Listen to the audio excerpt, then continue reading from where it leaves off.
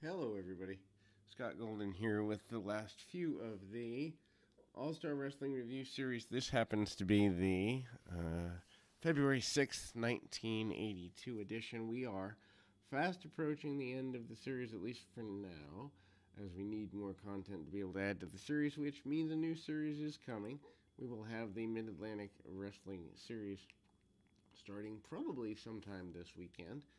That's the goal, anyway, as we endeavor towards 2,000 pieces of content here on the channel.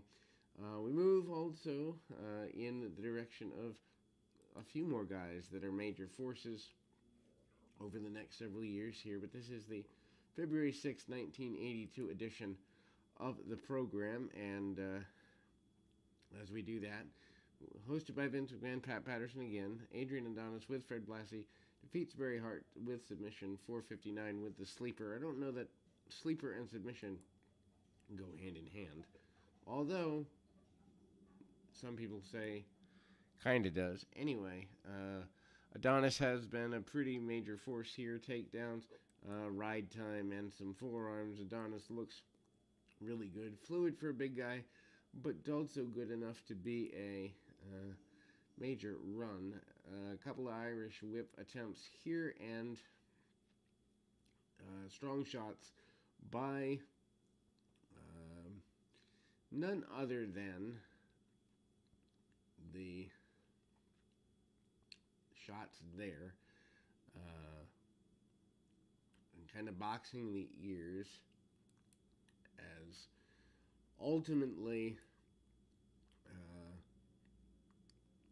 Adonis gets a good bit of power. Adonis also with some easy uh,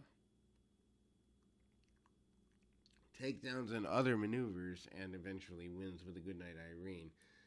Freddie Blassie in the magenta, I guess magenta would be the right word, suit is also a bit of a hoot if you've never seen it before. Needless to say, we move there, and then we go to Intercontinental Champion Pedro Morales defeating Jerry Johnson, submission 255, Boston Crab. Adonis has about 3 moves during this time period. The fire up punches and forearms, the shot to the gut midsection, and the Boston Crab. Maybe a roll up here or there, but really basic stuff. Johnson does not pose any major threat to Morales here. Obviously, still getting him ready for series with Greg Valentine, and the Boston Crab gets the win for the Intercontinental Champion. We move to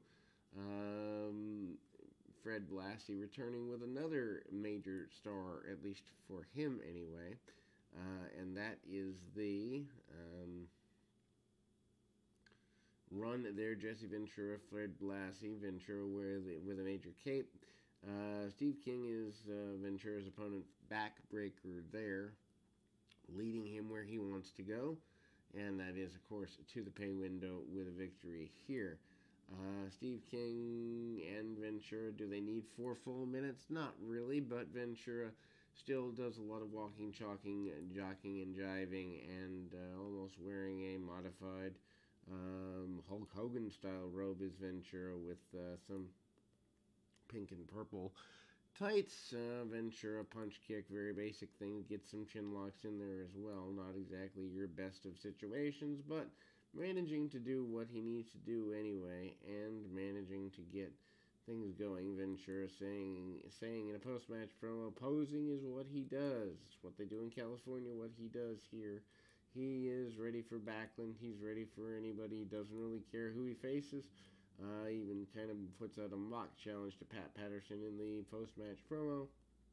And then we see Captain Lou Albano here plugging a tag team. His tag team of the day is, of course, continuing to be, or tag team of the day continuing to be, Albano's major role.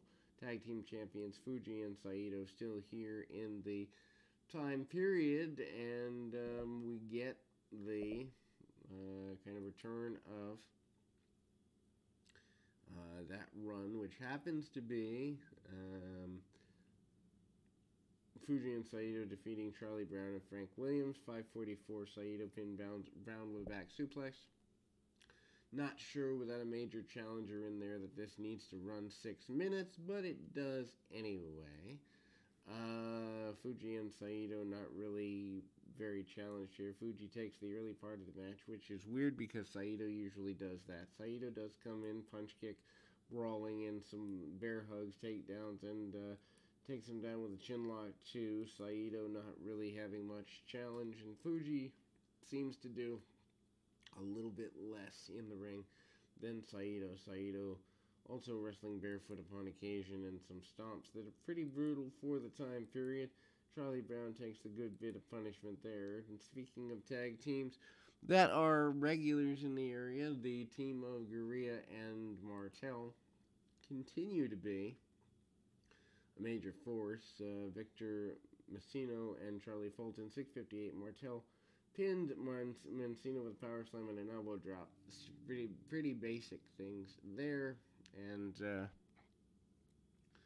ultimately leading to a run of the mill by the former tag team champions. Fulton will spend the next several years in and out of the WWF and other territories doing majority enhancement work. Big back body drop on Fulton. Gurria holds his own for the majority of the early part of the match. Tag off to the other enhancement talent, and Gurria hold on to the arm for a good bit of time there. Fulton shows a bit more of the aggression that a up-and-comer may show. Martel, when he finally does get in there, does clean house. However, Gurria takes the majority of the match, almost at times I would say hogging the match. When the former tag team champions do get in at the same time, though, Martel is allowed to shine. Martel always seems to be protected during this early 80s run.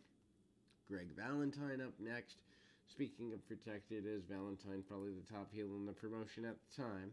Greg Valentine with the Grand Wizard defeats Mac Rivera. Submission 318, figure 4 leg lock, and Valentine, other than maybe some house show matches that include something like a